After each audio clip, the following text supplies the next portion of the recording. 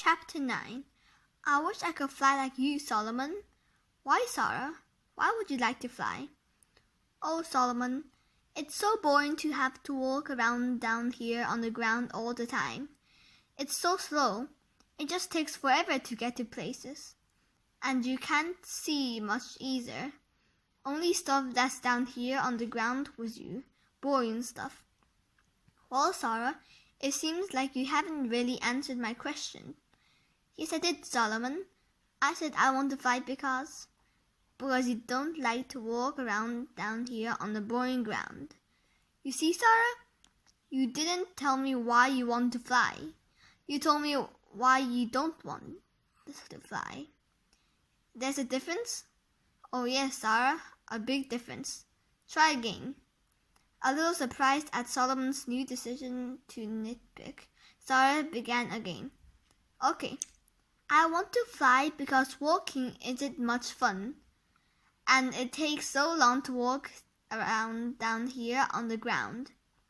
Sara, can you see that you're still talking more about what you don't want and why you don't want it? Try again. Okay. I want to fly because I don't get it, Solomon. What do you want me to say? I want you to talk about what you do want, Sara.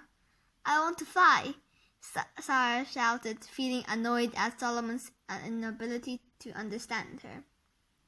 Now, Sara, tell me why you want to fly. What would that be like? How would it feel? Make it feel real to me, Sara. Describe to me what does flying feel like. I don't want you to tell me what it's like down on the ground or what it is like not to fly. I want you to tell me what it's like to fly. Sara closed her eyes, now catching the spirit of what Solomon was getting at, and began to speak. Flying feels very free, Solomon. It's like floating, but faster. Tell me, what would you see if you were flying? I would see the whole town down below. I would see Main Street and cars moving and people walking. I would see the river. I would see my school. How does flying feel, Sara? Describe what it feels like to fly. Sara paused with her eyes closed and pretended that she was flying high above her town. It will be so much fun, Solomon. Flying just has to be so much fun. I could soar as fast as the wind. It will feel so free. It feels so good, Solomon. Sara continued, now completely absorbed in her imagination vision. And then suddenly, with the same sense of power that Sara had felt in Solomon's wings, as she had seen him lift off his post day after day, Sara felt a whoosh within her that took her breath away. Her body felt, for a moment, as if it weighed 10,000 pounds, and then instantly she felt absolutely weightless. Sara was flying.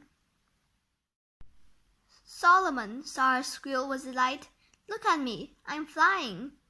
Solomon was flying right along with her, and together they soared high above Sara's town, the town where Sara was born, the town that Sara had walked nearly every square inch of, the town that Sara was now discovering from a vantage point she had never dreamed possible. Wow, Solomon, this is great. Oh, Solomon, I love this. Solomon smiled and enjoyed Sara's extraordinary enthusiasm. Where are we going, Solomon? You may go wherever you like to go. Oh, wow, Sara blurted, looking down at her quiet little town. It had never looked so beautiful before. Sara had seen her town from the air once when her uncle had taken Sara and her family up in his small aeroplane. But she hadn't really been able to see much. The windows in the airplane were so high, and every time she got up on her knees to get her face closer to the window for a better view, her father had to hold her back to sit down and buckle her seatbelt. She really didn't have much fun that day. But this was different. She could see everything. She could see every street and building in her town. She could see the few tiny businesses sprawled out along Main Street.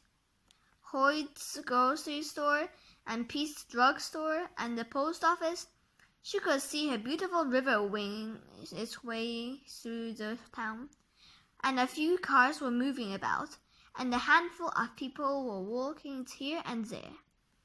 "Oh, Solomon," Sara said breathlessly, "this is the absolute best thing that has ever happened to me. Let's go to my school, Solomon. I'll show you where I spend my day." Sara's voice trailed off as she sped off towards her school. The school looked so different from up here. Sara was surprised at how large her school looked. The roof seemed like it went on forever. "Wow!" Sara exclaimed. "Can we go down closer, or do we have to stay way up here?" "You may go wherever you want to go, Sara." Sara squealed once again and swooped down over the playground and slowly past her classroom window. "This is great! Look, Solomon, you can see my desk, and there's Mrs. Johnson." Sara and Solomon soared from the end of Sara's town to the other, swooping down close to the ground and then soaring back up, almost touching the clouds. "Look, Solomon, there's Jason and Billy." "Hey, Jason, look at me. I'm flying," Sara shouted, but Jason didn't hear. "Hey, Jason," Sara shouted again more loudly. "Look at me, I'm flying." "Jason cannot hear you, Sara." "But why not? I can hear him." "It's too soon for Jason, Sara. He's not asking yet, but he will, in time." Now Sara understood more clearly why Jason and Billy hadn't spotted Solomon yet. "They can't see you either, can they, Solomon?" Sara was glad that Jason and Billy couldn't see Solomon. They would really get in the way if they could, she thought. Sara couldn't even remember having a more wonderful time. She soared high into the sky, so high that the cars on Main Street looked like little ants moving about.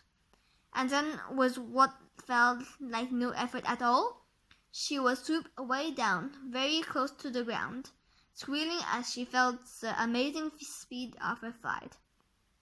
She swooped down right over the river with her face so close to the water that she could smell the sweet mossy scent, ducked right under the Main Street bridge, and then zoomed out the other side. Solomon kept perfect pace with her, as if they had practiced this flight hundreds of times. They soared for what seemed like hours, and then, with the same powerful whoosh that sent Sara soaring upward, she was back in her body and back on the ground. Sara was so excited that she could barely catch her breath. This had truly been the most exceptional experience of her life. "Oh, Solomon, that was wonderful," Sara squealed. It felt to her as if they had been flying for hours. "What time is it?" Sara blurted, looking at her watch, certain that she would be in big trouble for being so tardy today. But her watch showed that only a few seconds had passed. "Solomon, you live a very strange life. You know, nothing is quite the way it's supposed to be." "What do you mean, Sara?" "Well, like, we can go flying all around town, and no time passes. Don't you find that strange? And like me being able to see you and talk to you. But Jason and Billy cannot see you or talk to you. Don't you find it that strange? If their wanting was strong enough, they could, Sara, or if my wanting was strong enough, I could influence their wanting." "What do you mean?" It was the enthusiasm for something that they hadn't actually seen that brought you to my thicket. They were a very important link in the unfolding of our meeting. "Yeah, I guess." Sara didn't really want to give her little brother the credit for this extraordinary experience. She was more comfortable letting him keep his position in a thorn in her side, but a key to her joyful enlightenment. That was too much of a stretch just yet. So, Sara, tell me what you have learned today. Solomon smiled. I've learned that I can fly all over town and no time will pass. Sara stated questioningly, wondering if that was what Solomon wanted to hear. I've learned that Jason and Billy can't hear me or see me when I fly because they are too young or not ready. I've learned that it isn't cold at all up there when you fly. That is all very good, and we can talk about that later. But, Sara, did you notice that as long as you were talking about what you didn't want, that you couldn't get what you did want? But when you began talking about what you did want, even more important, when you were able to begin feeling what you did want, then it came instantly. Sara was quiet, trying to remember back, but it wasn't easy to think about anything that she was thinking or feeling before she was flying. She would much rather think about the flying part. Sara, ponder this as often as you can, and practice it as much as you can. You want me to practice flying? All right. Not just flying, Sara.